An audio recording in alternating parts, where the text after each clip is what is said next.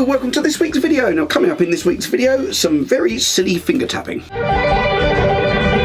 And some even sillier high singing. So this week's video is a gig diary. If you've watched my channel, you know I do gig diaries quite regularly.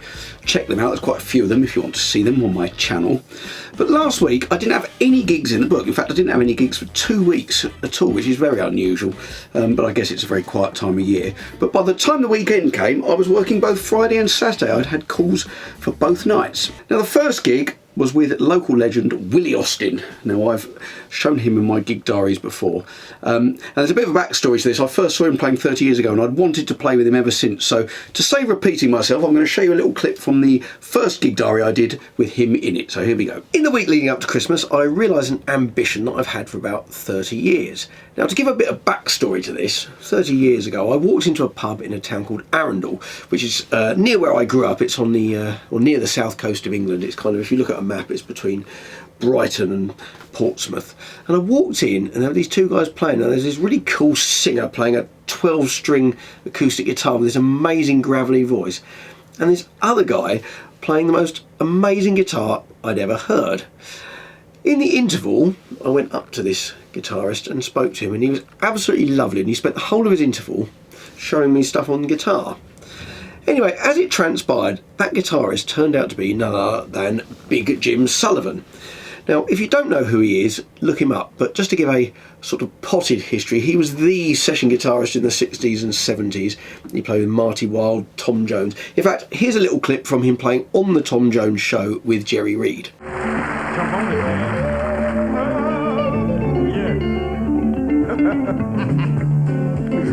For those of you who watch the show regularly, you'll recognize the guitar picker with Big Jim. He was on one of the shows we did back in the States, and he really tore it up. When I found out he was here in London on a flying trip, I rang him up, asked him to do the fastest return guest appearance we've ever had. Ladies and gentlemen, the guitar man himself, Jerry Reed. Now, Big Jim also taught a teenage Richie Blackmore, as well as being one of the most sought-after session guitarists at the time. And obviously to be able to walk into a pub and see something like that was pretty incredible. Now, he lived not far from where I lived, and he just used to go out and do pub gigs.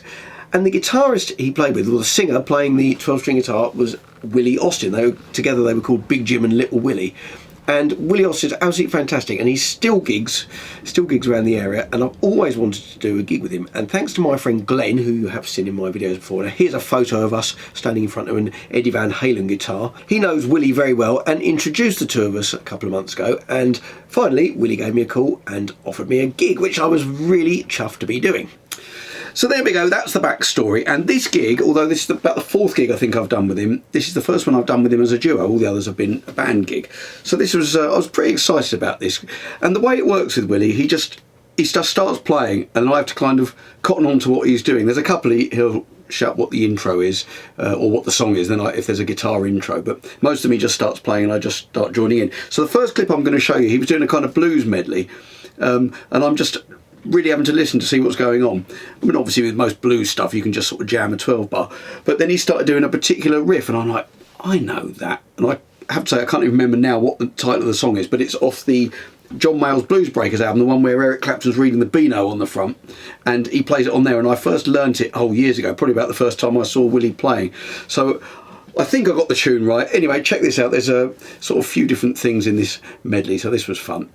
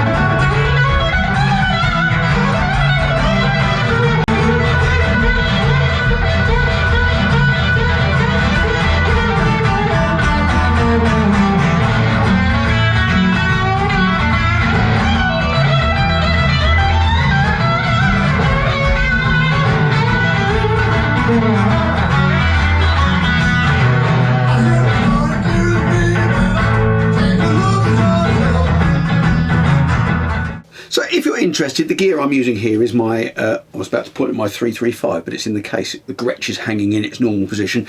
But I was playing my Gibson Custom Shop 1959 335 through my Milkman pedal steel mini amp, which is there under the cover. So normally you can see it in my videos. I've forgotten to take the cover off. I'm going through, I think the drive I'm using on this, I'm going through an SL Exotic drive, and I've got a Keeley modified blues driver, which I think is providing the drive on that last clip. This next clip, I've also got, now what's them? It's Steel String Supreme Vertex Effects, and I'm using the drive on that, I think. Can't remember exactly what I'm using, but they're both on my pedal board anyway. So if you're interested, that's what I'm using for the guitar sounds on these clips.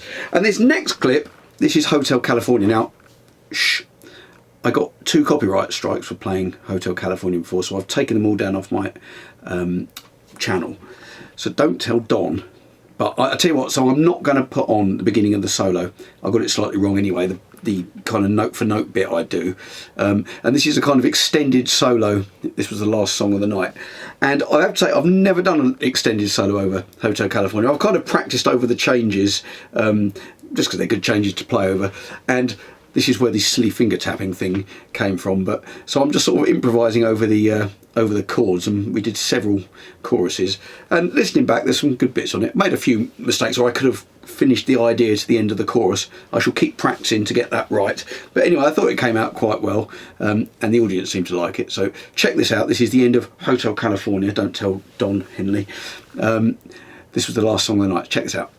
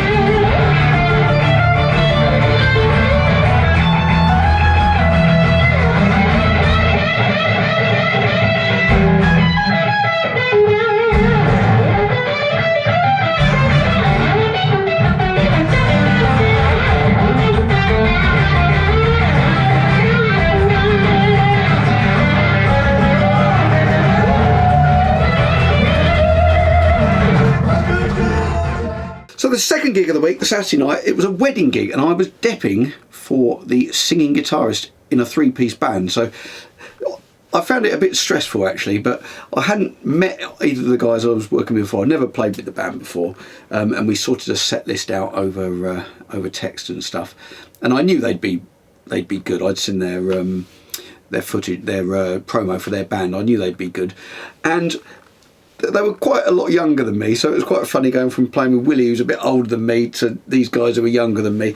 And I don't know how this happened. I don't know if anybody else of you have ever experienced this, but I always seemed to be the youngest person in the band for years and years. And then a few years ago, all of a sudden, I realised, hang on a minute, I'm the oldest person in this band. And there was one particular singer I was working with, and it turned out she went to the same school as me. And I was like, oh, what house were you in? Because the school I went to, it was such a big school, they divided it up into 5 houses. And she sort of looked at me blankly. Well, I think it might have changed after you you know, when I was there, and it turned out that she was born the year I left school, which is a bit worrying. But anyway, there's the same thing with this band, but it didn't, I don't think it seems to matter anyway. They were brilliant players. They were very good to work with. So I'm going to show you a few clips of this. They were great rhythm section. As you can hear in this first one, you can always tell how good a rhythm section are because you start to feel comfortable and start to experiment a bit more. So this first one's just a very short clip of a bit of a solo from Funky Music.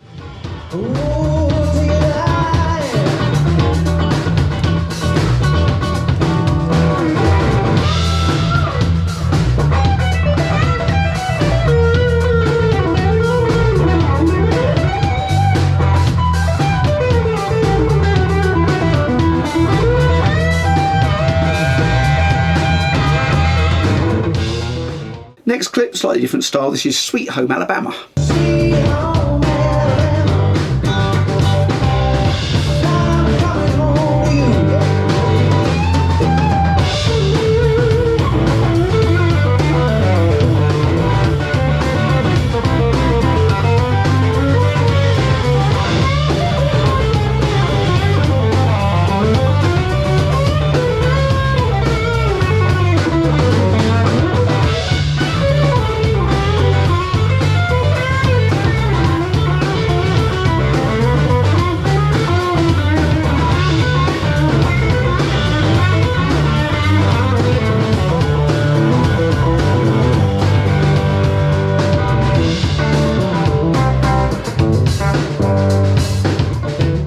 This next clip, a bit of James Brown. I can't help going a bit country in these funky tunes. I think it's the Little Feat influence. Lowell George, he always seems to be funky country. Anyway, this is I Feel Good.